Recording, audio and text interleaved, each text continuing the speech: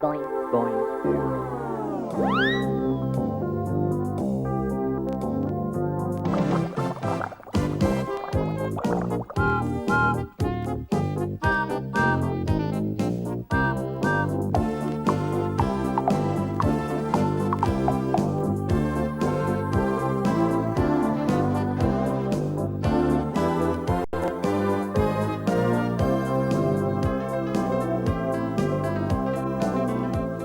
Does it? If I've tidied that bathroom up once this week, I've tidied it 100 times. Oh, you do exaggerate, Bonzo. Well, you know what I mean. Yes, I do. I always seem to be clearing up mess, and you know who makes it. Well, all three of us make it, JJ, but only one of us never tidies up. Yes, and you know who that person is? Jiffy. Exactly. I mean, he's so thoughtless. He's always leaving things lying around the place, never putting them away. Never makes us our tea. Never does the shopping. Never thinks to ask what we'd like to watch on the TV. No, he hasn't a clue. Honestly, this house would be a pigsty if we all did as little as he does. Oh, isn't this garden fantastic? This is the life. Fresh air, blue sky, pretty flowers. Oh, do you know, I'd live out here if it had a roof. If it had a roof. Mind you, that wouldn't be a bad idea, what with Bonzo and JJ moaning and groaning the whole day long. And as for Box, do you know, it's like living in a dog's home. I know. If I pick some flowers, it'll brighten up the room and maybe they'll brighten up at the same time. Yeah. Yeah. Yeah.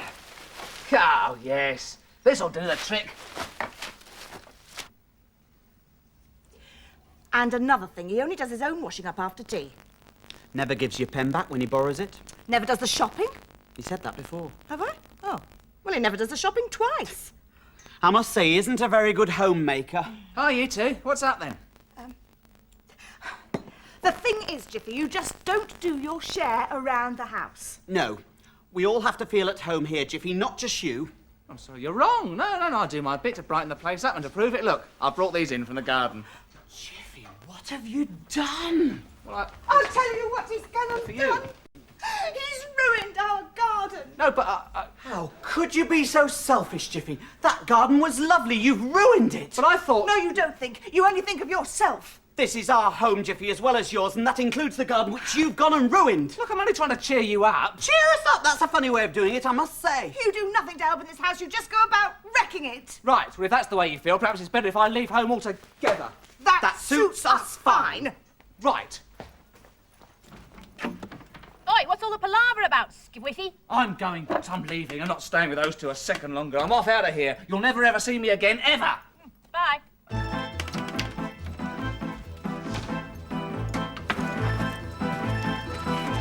I'll run away from home, I will. I'll run away from here. You won't see me at tea times. I'll completely disappear.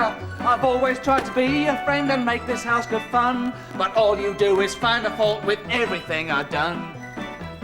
If you feel we've let you down, you might as well get out of town. We've had about enough of you, and if you feel the same way too, then bye-bye, Jiffy, bye-bye.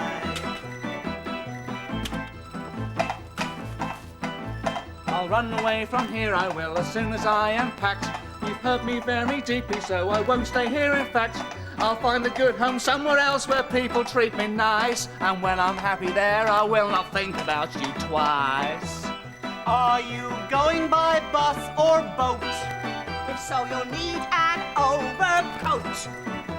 We won't be sad to see you go. It's probably for the best, you know. So bye-bye, Jiffy, bye-bye. Bye-bye. Bye-bye. Bye-bye. Well, that's that then. Huh, I'm not going to stay in a house where I'm not wanted. I'll go and live somewhere else where people make me feel at home. Yes. Now, I could go on down to my friend Natty in Southampton. No, it's a bit far to run away. More of a train away, really. Of course. Uncle Dennis at Aunt Shirley's. Whenever I pop round there, the first thing they always say to me is, sit down, Jiffy, make yourself feel at home. So this time I'll take them up on their offer. Yes, I'll run away and live there. Who needs JJ and Bonzo and Box, anyway? Huh. I'll run away from home. Right then. I'm off.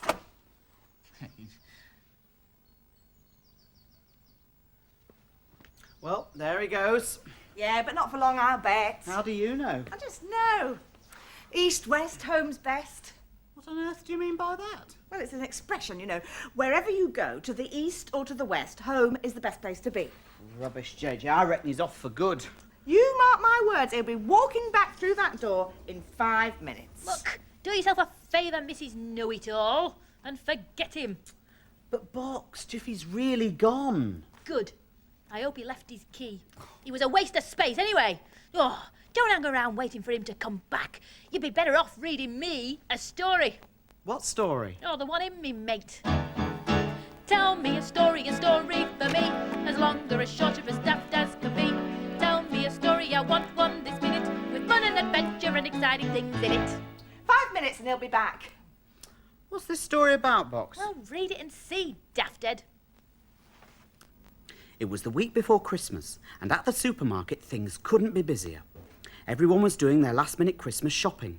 They wanted meat and vegetables for the Christmas dinners, fruit and cakes and puddings for the desserts, and as many different drinks as you can imagine.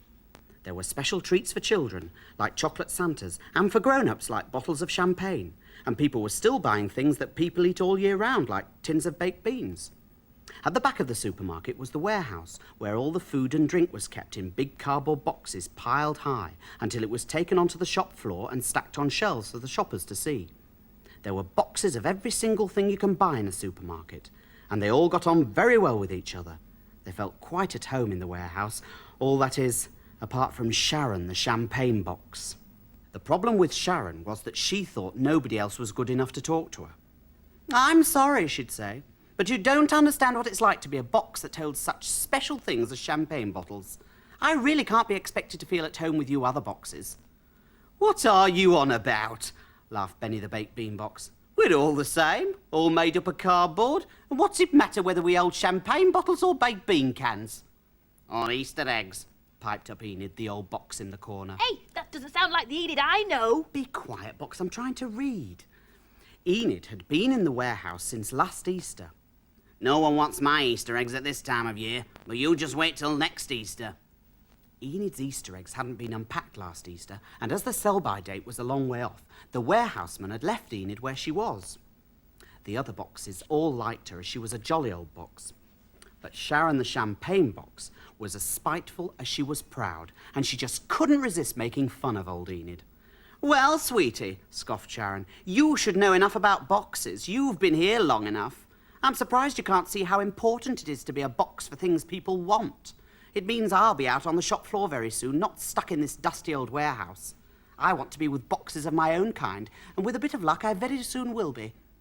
The other boxes didn't say much, but it was quite a relief to all of them next day when the warehouseman rushed in.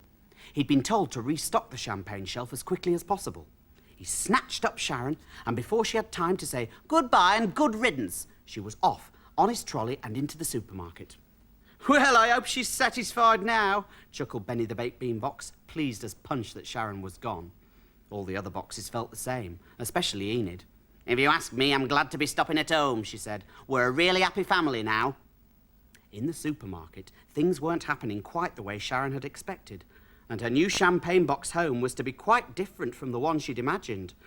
First, the shelf stacker unpacked all the champagne bottles and stacked them on the shelves, and then, well, you've guessed it, he picked Sharon up and flattened her. She'd never imagined that her new home would be the recycling plant at the town rubbish tip. Poor Sharon wished she'd stayed at home in the warehouse. At least there she'd been a box among boxes, not this flattened piece of cardboard. And what about the others? I don't know what happened to all of them, but I do know that the following Easter, Enid was unpacked in the supermarket. But she didn't join Sharon at the rubbish tip. Every so often, some of the empty boxes were put by the checkout counters for packing the shoppers' groceries to take home. Enid was one of the lucky ones, and the next morning she was packed full of Mr. and Mrs. Bradley's groceries and taken home. When they got home, their son John helped his mum and dad unpack all the groceries and tried to remember where they all went. Once Enid was empty again, Mr. Bradley picked her up and opened the back door to throw her by the dustbin. But Mrs. Bradley said, "Just a minute, love, I've had an idea. John, Why don't you use that box to put your toys in? They've been cluttering up your room for far too long. Now Enid has a new home. She holds a wonderful mixture of games, jigsaws, toys and books. And she's the happiest box she knows. He's not back yet. You know, I think he's really gone, JJ. Good. JJ put the kettle on, JJ put the kettle on, JJ put the kettle on, we'll all have tea. Actually, Bonzo, it's not all have tea. There's only 2 of us now. All right, so it's both have tea. Bonzo, take it off again. Bonzo, take it off again. Bonzo, take it off again. We'll both have tea. Right, so we've put the kettle on for the tea to drink, but what are we going to have to eat? Sandwiches, of course. Well, I know that, but what sort of sandwiches? Well, what's your favourite sandwich? Oh, I don't really know. I like most types. Only we usually have Jiffy's. Yes, well, Jiffy's not here now. He's been gone for 2 days, so you'll have to choose yourself. Well, I quite like peanut butter. But I'm also fond of strawberry jam.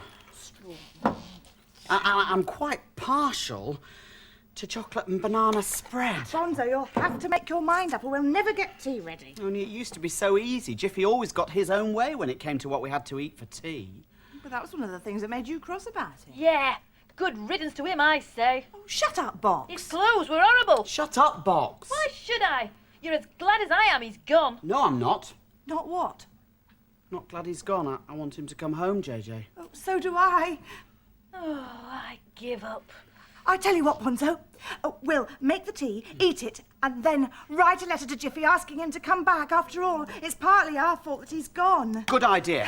Except for one thing. What? We don't know where he's gone. Oh, So we don't know where to send the letter. what are we going to do then? Oh, that's the end of him then. Shut up, Box. I'll go.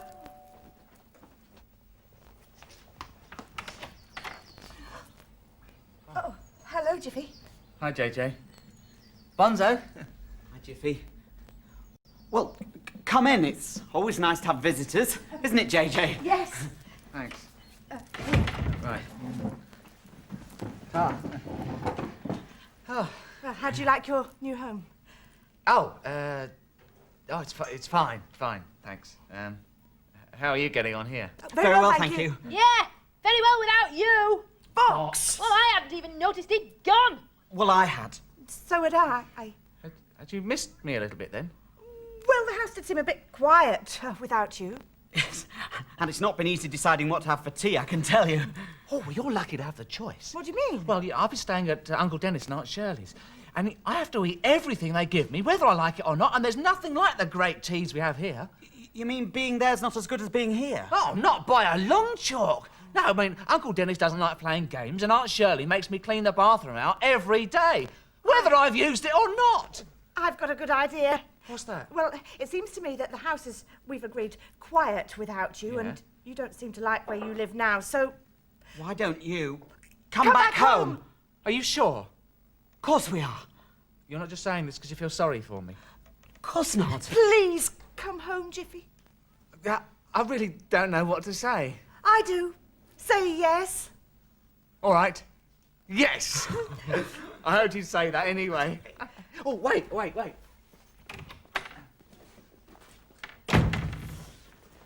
I picked up a little something for you. Here. Oh, There we are. Jiffy, it's lovely. Hey, read it out, Bonzo. It says, home, the place where we grumble the most and are treated the best. Oh. Sentimental claptrap. This guy. I've come back home to live with you and home again once more. We didn't like it without you. In fact, it was a bore. I thought I'd have it all my way at Aunt and Uncle's place. They made you do what you were But told. that's why we bring up your pay. From now on, we'll love this house. We will not grumble, we'll not grouse. We'll live together, friend with friend, won't run away. 'Cause in the end, there really isn't any place like home. Our home. Up in the garden. Jiffy!